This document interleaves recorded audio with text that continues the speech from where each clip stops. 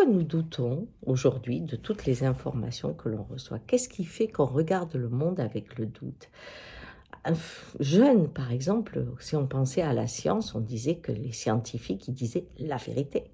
Et on avait l'impression que ce qui passait aux informations avait été vérifié, que les journalistes avaient 3 pistes pour dire: «Oui, ça je le prends parce que c'était vérifié». Ce qui fait qu'il y avait spontanément, une différence entre la publicité et l'information. On était encore dans l'information.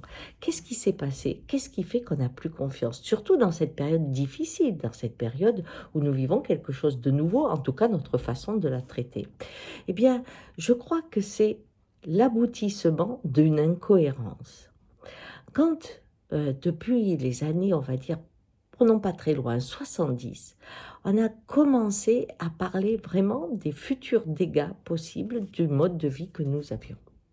Eh bien, on avait des reportages, mais ça s'arrêtait là.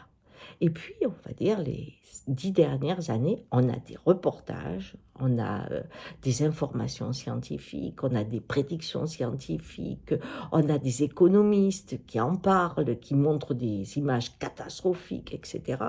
Vous vous retrouvez avec un monde où peu à peu, ce qu'on vous dit sur le terrain, qu'on vous propose, vous vous dites: «Waouh, il y a le feu, c'est obligé». Et vous attendez la suite. Hein? Qui c'est qui appelle les pompiers? Eh ben non. Eh ben on va parler de l'assurance. Est-ce qu'on sera assuré?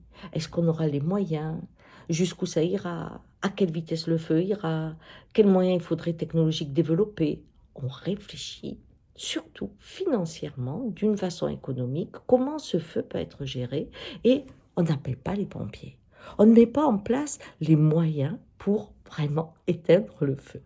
Ce qui fait que je vous donne une information et ce que je fais n'a rien à voir avec l'information donnée, à un moment, je deviens fou. C'est tout. Donc le monde est incohérent. Ce qui fait qu'après, comme je sens que c'est pas logique entre ce qu'on me dit, comme si on me dit j'ai un cancer, et puis on me dit alors écoute, il faut que tu penses vraiment à ta retraite, hein, parce que là, avec le cancer, il faut vraiment penser à ta retraite. Je vais dire peut-être que je vais penser à la chimio ou à un soin alternatif, mais la retraite après, peut-être, tu vois, après, si je guéris. Ben non, non. Eh bien, c'est ça qui crée la suspicion de fond, qui fait que quoi qu'on écoute aujourd'hui, on cherche la cohérence, mais surtout on cherche l'incohérence. Et cela ne permet plus d'avoir une lecture confiante de ce qui se passe. Et ça, c'est très très grave.